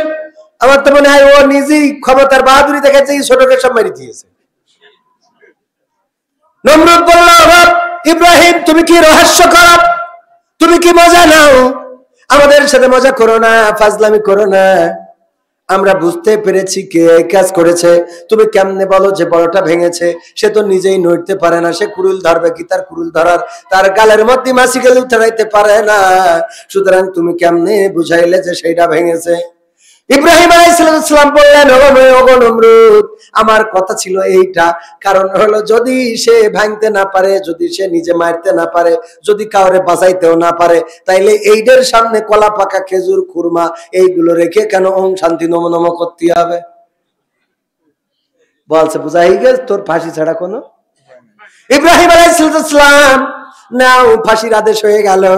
এখন গলায় রশি দিয়ে ঝুলায়, আর তখন আগুনে পুড়াইয়ে মারতে চাইলো। ও আমার ভাইয়েরা, এই যে ভালোর পথ, এই ভালোর পথে যারা চলতে চেয়েছে তাদের পরে জেল জুলুম হামলা মামলা, এটা কি নতুন না পুরাতন? এখন আছে, আগে ছিল না এরকম? আগেও ছিল, এখনো আছে, ভবিষ্যতেও থাকবে। আর আল্লাহর নিবেদিত বান্দা যারা, তারা দুনিয়ায় আল্লাহর রহম পাইবে। আর যদি দুনিয়া থেকে শহীদ হয়ে বিদায় নিতে পারে, আল্লাহর নবী বলেছেন শাহাদাতটা হলো এমন যে আপনি একটা ব্রিজ, একটা সেতুর মতো, এই পারে দুনিয়া, ওই পারে জান্নাত, আপনি শহীদ হয়েছেন আর সোজা জান্নাতে প্রবেশ করেছেন। বলেন সুবহানাল্লাহ। সুতরাং যেই কথা বলছিলাম, রক্ত দিলেই জমিন উর্বর হবে আর এই জমিনে বিজয় আসবে। রক্ত দিয়েছেন আলেম ওলামা, রক্ত দিয়েছেন তাওহীদি জনতা, রক্ত দিয়েছেন ছাত্ররা, রক্ত দিয়েছেন হিন্দুরা, রক্ত দিয়েছেন অন্য ধর্মের লোক। রক্ত দিতে দিতে জমিন আর ভার বইতে পারে নাই। সুতরাং সেই উর্বর জমিনে আর তাদের দাঁড়ানোর ঠাঁই হয়। নতুন করে যদি কেউ একই কাজ করতে চায়, সে হোক জামাত, হোক হেফাজত, হোক অন্য কোন দল, যদি সেই জালিমের ভূমিকায় নতুন করে কেউ আসতে চায়, তাদের অবস্থাও ভালো হবে। কথা কয় না ভালো হবে? কারণ বাংলাদেশের মানুষ এখন বুঝেই ফেলেছে, সব দলেরই দেখা হলো, সব দলেরই দেখা হলো, কেমন করে চালায় দেশ, আগামীতে চাই যে দেখতে দাড়ি টুপির বাংলাদেশ। ঠিক না ভাই? ঠিক। সব দলেরই দেখা হলো, সব দলেরই দেখা হলো, কেমন করে চালায় দেশ, আগামীতে চাই যে দেখতে দাড়ি টুপির বাংলাদেশ, আগামীতে চাই যে দেখতে আল কোরআনের বাংলাদেশ। এমন নেতা চাই যে দেশে দুঃখ সবার বোঝে, গরিব দুঃখীর বাড়ি বাড়ি দুঃখ কষ্ট খোঁজে রে, দুঃখ কষ্ট খোঁজে। এমন নেতা চাই যে দেশে দুঃখ সবার বোঝে, গরিব দুঃখীর বাড়ি বাড়ি দুঃখ কষ্ট খোঁজে রে, দুঃখ কষ্ট খোঁজে। সব অধিকার ফিরিয়ে দিয়ে, সব অধিকার ফিরিয়ে দিয়ে আনবে দেশে খুশির লেশ, আগামীতে চাই যে দেখতে দাড়ি টুপির বাংলাদেশ, আগামীতে চাই যে দেখতে আল কোরআনের বাংলাদেশ। ভ্রান্ত মতে বাতিল পথে শান্তি খোঁজে যারা, রবের ভাষায় চোখ থাকিতে অন্ধ বধির তারা রে, অন্ধ বধির তারা। ভ্রান্ত মতে বাতিল পথে শান্তি খোঁজে যারা, রবের ভাষায় চোখ থাকিতে অন্ধ বধির তারা রে, অন্ধ বধির তারা। ভুলের পথে থাকলে অটল, ভুলের পথে থাকলে অটল, এহ পরকাল হবে শেষ, আগামীতে চাই যে দেখতে দাড়ি টুপির বাংলাদেশ, আগামীতে চাই যে দেখতে আল কোরআনের বাংলাদেশ। দুর্নীতি আর চাঁদাবাজি ভাই চলবে না এই দেশে, রুখে দিতে হবে তাদের আসলে ফ্যাসিস্ট বেশে রে, আসলে ফ্যাসিস্ট বেশে। দুর্নীতি আর চাঁদাবাজি ভাই চলবে না এই দেশে, রুখে দিতে হবে তাদের আসলে ফ্যাসিস্ট বেশে রে, আসলে ফ্যাসিস্ট বেশে। হকের পথে থাকলে অটল, রবের পথে চললে আইন আল কোরআনের, চললে আইন আল কোরআনের, তবেই দেশটা চলবে বেশ। আগামীতে চাই যে দেখতে দাড়ি টুপির বাংলাদেশ, আগামীতে চাই যে দেখতে আল কোরআনের বাংলাদেশ।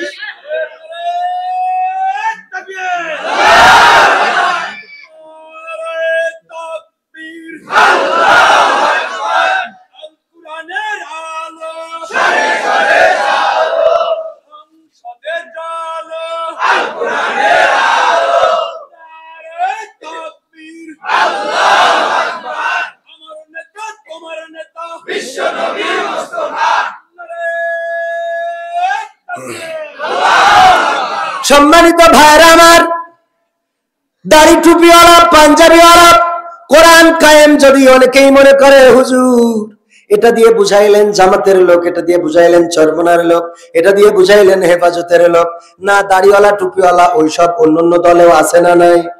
আমাদের কথা হলো বাংলাদেশে যদি বিএনপি চায় কোরআন কায়েম করে দেবে, জামাত ইসলামের আর দরকার আছে? বলেন দরকার আছে? যদি এনসিপি চায় কোরআন কায়েম করে দেবে, চোর চুরি করলে শাস্তির বিধান কি? হাত কেটে দেয়া বিধানটা কার? আল্লাহর বিধান, কোরআনের আইন, এটা কায়েম করলে অসুবিধা কোথায়? আল্লাহর আইন, মানুষের বানানো তো কত আইন আছে, সব তো টেস্ট করলাম, কোন দেশে শান্তি আসে নাই। এসেছে কি না? শান্তি আসে নাই। চুরি বন্ধ হলো না, ডাকাতি বন্ধ হলো না, ধর্ষণ বন্ধ হলো না, জেনা বন্ধ হলো না, পরকিয়া বন্ধ হলো না, খুন খারাপি বন্ধ হলো না। এমনকি আগে খুন হইতো বছরে 1টা 2টা 3টা 5টা, আর এখন দিনে 10টা 20টা খুন আছে না নাই? খুন আছে, রাহাজানি, হত্যা, ধর্ষণ, গণধর্ষণ, অপরাধ বেড়েই চলেছে। সুতরাং বোঝা গেল এই হাতুড়ে ডাক্তার দিয়ে হবে না। আপনার গ্রামে যদি কারো রোগ হয়, যদি আমার ভাই ডাক্তার হয়, নিয়ে যাওয়ার পরে উনি গ্যাসের ট্যাবলেট, প্যারাসিটামল, এই বড়ি সেই বড়ি 1 বস্তা দিয়েছে, কমে না, তখন বোঝা হয়ে যায় যে হাতুড়ি ডাক্তার তোর দিয়ে হবে না, পাবনায় নিয়ে লাগবে। ঠিক না বেঠিক? এবার পাবনায় ভর্তি করলেন কয় বেড? 250 বেড না 500? 250 বেড। 250 বেডে রাখলেন, 3 দিন 5 দিন হয়ে গেল।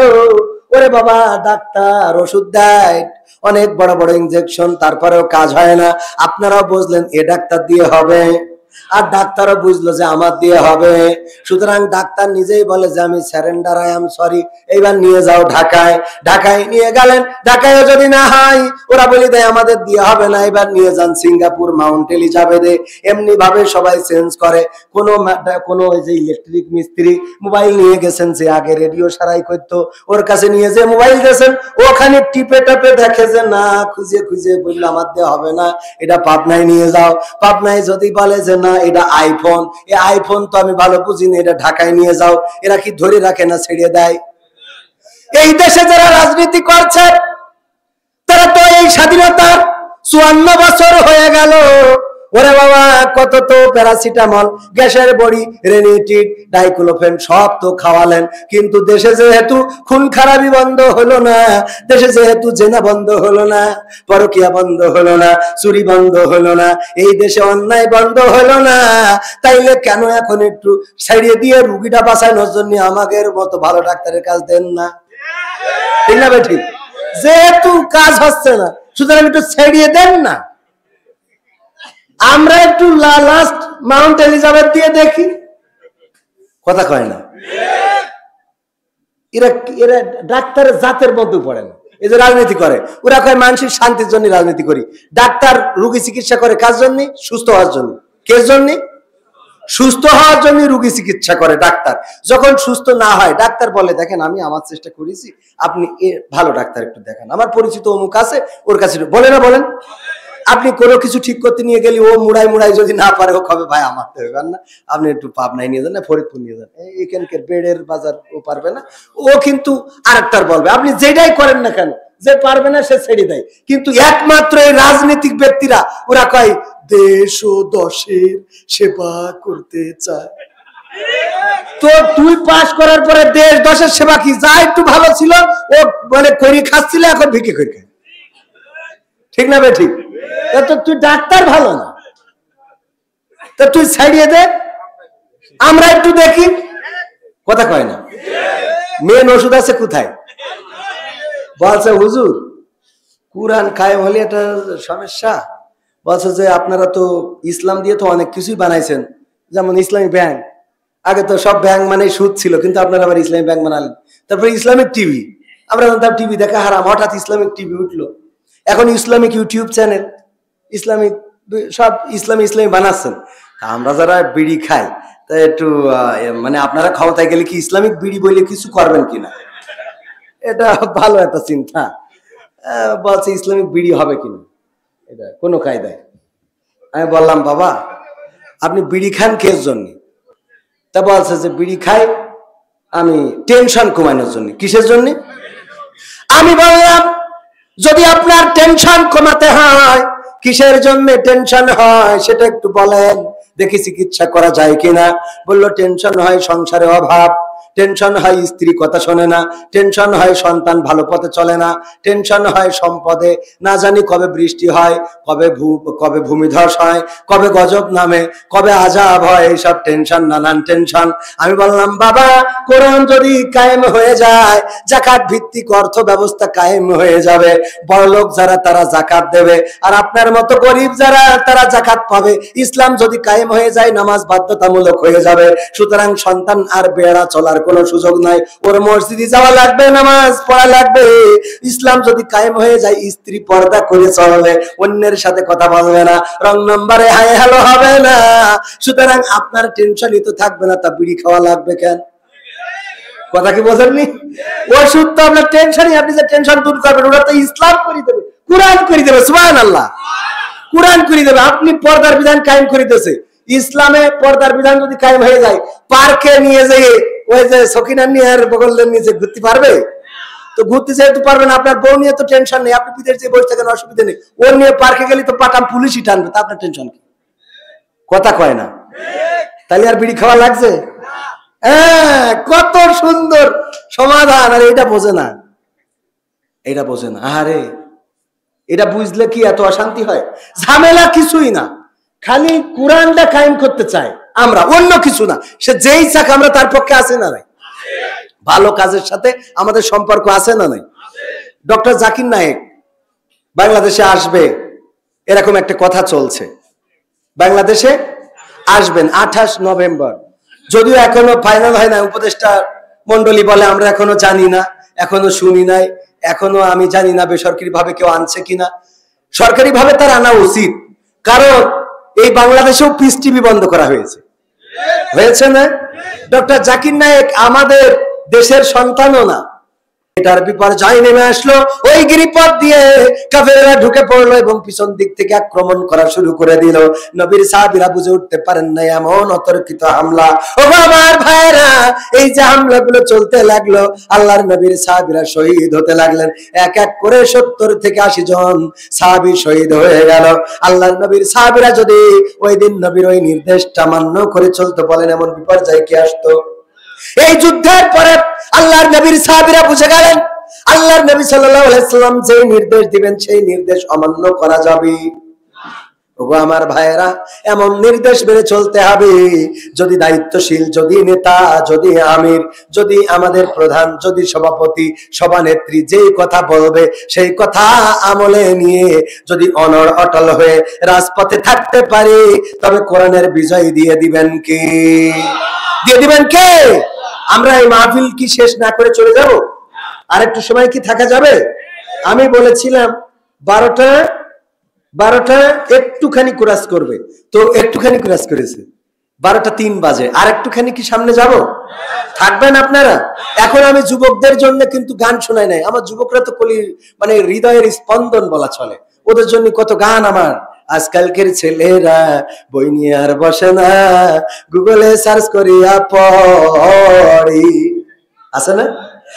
ও বাবা, এ যুগের মেয়েরা কোরআন হাদিস ধরে না, পাবনার কত বোনেরা এই কোরআন পড়ে না, আবার টিকটকে ভিডিও ওরা করে। কথা কয় না? পাবনায় তো করে না, করে না, করে জোরে বলেন করে? আমি বলছি করে না। হ্যাঁ, মানে ভয় পাচ্ছে যদি এই করে বলে থেকে যায় বাড়ি যদি দেখে এই আওয়াজ, তুমি ওখানে আমার টিকটক করি এটা কইছ ওকে? হ্যাঁ, ভয় আছে না নাই? আরে করে মানে কি, স্বামী ক্যামেরা ধরে আর স্ত্রী ভিডিও করে। শয়তান নিজের স্ত্রীর সব দেখায় তে ডলার ইনকাম করে। আমি কই ডলার না, তুই জাহান্নাম কামাই করিস। কি কামাই করে? জাহান্নাম। স্ত্রী দিয়ে ভিডিও বানায়। এই অঞ্চলে আছে, আহারে স্ত্রীদেরকে পণ্য বানায়। কি বানায়? পণ্য বানায়। এইগুলো যারা করে এরা পাগলও তো এর থেকে ভালো, পাগলও তো এর থেকে ভালো, কথা কয় না, পাগলও তো এর থেকে ভালো। এই কাজগুলো যারা করছেন, দয়া করে যদি এমন কেউ থেকে থাকেন, আল্লাহর ওয়াস্তে নিজের স্ত্রীকে অন্যের চোখের খাদ্য বানায়েন না। ও চোখ দিয়ে সব দেখে নেয়। আপনি মনে করেন ও চোখ দিয়ে ও সব দেখা হয়ে যায়। মনের মধ্যে আল্লাহ একটা চোখ দিয়েছে না, এই চোখ দিয়ে দেখা যায় না। আপনি মনে করেন হুজুর মানুষ বলে আমি কিছু দেখিনি, আমার চোখেও দেখা যায় না। হ্যাঁ, হুজুরকে আরো বেশি দেখতেছে। শয়তান হুজুরদের পিছনে বেশি না খারাপ মানুষের পিছনে? যে খারাপ তো ওর বলি যে তুই তোর মনে যা চাই করিবে না, তোর নিয়ে আমার তোর হেদায়েত হবে না, আমি বুঝে গেছি, তোর কাছে যাওয়া লাগবে না। কিন্তু হুজুরের পিছনে সারাদিন কাটি করে, ঠিক না বে ঠিক? এই জন্য হুজুরা ভুলও করে। দেখবেন হাফিজিয়া মাদ্রাসায় পড়ে, ওর যে কোনো ভাবে মাদ্রাসাতে বের করার জন্য ও হঠাৎ বেতাড়া হয়ে যায়। যায় না? যায় না? কারণ শয়তান লেগে থাকে পিছনে। বাইরে আমার যাই হোক, এখান থেকেও শয়তান আমাদেরকে বের করতে চাচ্ছে, কিন্তু আল্লাহ বলেছেন ইয়া আইয়ুহাল্লাযীনা আমানু দুখুলু ফিস সিলমি কাফা ওয়ালা তাত্তাবিউ খুতুওয়াতিশ শায়াতিন। আল্লাহ রাব্বুল আলামিন বলছেন যে তোমরা পরিপূর্ণভাবে ইসলামে দাখিল হয়ে যাও, শয়তানের পদাঙ্ক অনুসরণ করো না। আমরা কি শয়তানের পদাঙ্ক অনুসরণ করব? এই মাহফিলটা কোরআনের মাহফিল, এখান থেকে বের হয়ে গেলে খুশি হবেন কে? খুশি হবে কে? কেউ কয় আল্লাহ খুশি হবে। এখান থেকে বের হয়ে গেলে খুশি হবে কে? বাবা আর একটা কথা বলি একটুখানি। ওই একজন মানত করেছে যে আমার যদি একটা নাতি ছেলে হয় তাইলে আমি এক মসজিদ লোক দাওয়াত করে খাওয়াবো। তো ওইবার মেয়ে হয়েছে, নাতনি হয়েছে বা নাতিন হয়েছে। এরপরে আবার ওয়াদা করেছে দ্বিতীয়বার যখন পুত্রবধূ গর্ভবতী, যে আল্লাহ আমার একটা নাতি ছেলে যদি তুমি দাও তাইলে আমি এক মাদ্রাসার লোক দাওয়াত করে খাওয়াবো। ওইবারও নাতিন হয়েছে। বললো মসজিদ মাদ্রাসা যেহেতু ফেল মারলো, তৃতীয়বার যখন গর্ভবতী হয়েছে বলতেছে আল্লাহ এইবার যদি তুমি আমার একটা নাতিন দাও তাইলে আমি শয়তানের দাওয়াত করে খাওয়াবো। কার দাওয়াত করে খাওয়াবে? ওইবারই নাতিন হয়েছে, ছেলে সন্তান, নাতি ছেলে হয়েছে। তো নাতি ছেলে হইলে আমাদের ওদিকে বলে পুতা ছেলে, আর এদিকে নাতি ছেলে। যাই বলুক, এই নাতি ছেলে হওয়ার পরে এখন শয়তানের তো আর খুঁজে পায় না। তো কই যাবে এখন? আমাদের মাওলানা জহিরুল ইসলাম জিয়াদি ভাই, উনি তো ভালোই কোরআন হাদিস জানে, ওনার কাছে গেছে, যে বলছে ভাই আমি তো এরকম একটা মানত করেছিলাম। তো আল্লাহর নবী বলেছেন মানতে কল্যাণ অকল্যাণ কিছু নেই, কিন্তু মানত করলে সেটা পালন করা ওয়াজিব। আপনি যদি বলেন যে আল্লাহ তুমি আমার একটা মোটরসাইকেল কিনতে দিলে আমি একটা ছাগল মসজিদে দেব, এতে ওই ছাগল দিতে চাইছেন বলে মোটরসাইকেল হবে না। আল্লাহ নবী যেহেতু বলেছেন কল্যাণ অকল্যাণ কিছু নেই, কিন্তু যদি কেউ এটা মানত করে ফেলে আর যদি তার একটা মোটরসাইকেল কেনার সৌভাগ্য আল্লাহ দেয় তাহলে মসজিদে একটা ছাগল দিতেই হবে। এটাই বাধ্যতামূলক, এটাই শরিয়া। এখন শয়তানের জন্য তো আমি মানত করে ফেলেছি, তো আল্লাহ তো নাতি ছেলে দিয়েছে, এখন আমি শয়তানের পাবো কই? তো হুজুর চিন্তা করলে খুঁজে খুঁজে খুঁজে খুঁজে শয়তানের ক্ষণে পাওয়া যাবে। সূরা বাকারার এই আয়াতটা পড়ে ইয়া আইয়ুহাল্লাযীনা আমানু দুখুলু ফিস সিলমি কাফা ওয়ালা তাত্তাবিউ খুতুওয়াতিশ শায়াতিন, হ্যাঁ, ইন্নাহু লাকুম আদুউম মুবিন। আল্লাহ বলছেন যে তোমরা পরিপূর্ণভাবে ইসলামে দাখিল হয়ে যাও, শয়তানের পদাঙ্ক অনুসরণ করো না, নিশ্চয় সে তোমাদের প্রকাশ্য দুশমন। তো বললো যে দেখো একটা বিষয় হলো আমরা তো আল্লাহকে খাওয়াই না, আমরা কুরবানি করি কার নামে? গোশত, রুটি, রক্ত আল্লাহর কাছে পৌঁছায় না, পৌঁছায় আমাদের ত্যাগ। তো সুতরাং ডাইরেক্ট শয়তানকে পাওয়া যাবে না, সে আছে তার অন্তরালে, কিন্তু তার কিছু সাইগ্রেট পাওয়া যাবে, তো তাদের খাওয়ালি হবে। তো কনে পাবো? তা বলছে ওই যে আল্লাহ কি জন্য আল্লাহাবাদ দ্বিমুখী দাখিল মাদ্রাসায় যে মাহফিল হবে ওটা কোরআনের মাহফিল, ওখানে যারা বসবে আল্লাহ খুশি হবে, ওখান থেকে যারা বেরোয় যাবে শয়তান খুশি হবে, এবং ওদের যাদের বের করতে পারবে তার মানে ওদের সামনে শয়তান আছে। তো সুতরাং যে বেরোয় যাবে শেষ করার আগে ওর দাওয়াত করে খাওয়ালে তোমার শয়তানের দাওয়াত খাওয়ানোর হক আদায় হয়ে যাবে। বিষয়টা কি বুঝতে পারছেন? যদি কোনোভাবে ওর দাওয়াত করে খাও, কারণ ওর আগ দিয়ে যাচ্ছে কে? ইন্নাহু লাকুম আদুউম মুবিন, নিশ্চয় সে তোমাদের প্রকাশ্য দুশমন। তো দুশমন প্রকাশ্যটা সামনে যাচ্ছে, সুতরাং এইটা পিছনে এইটা নিয়ে যে দাওয়াত খাওয়ালি তোর মানত শেষ। এখন বোঝেন যে এখান থেকে শেষ করার আগে চলে গেলি আপনার সামনে কেটে যাবে আর আপনি কার পিছনে। এটা কি চান আপনারা? যদি তাই না চান তাইলে সময় বেশি নেওয়া যাবে না। এই মাদ্রাসার জন্য একটু হাত বাড়াবো। আমাদের চেয়ারম্যান পদপ্রার্থী 2 খান বঙ্গবন্ধুর টাকার নোট দান করেছে, আল্লাহ দান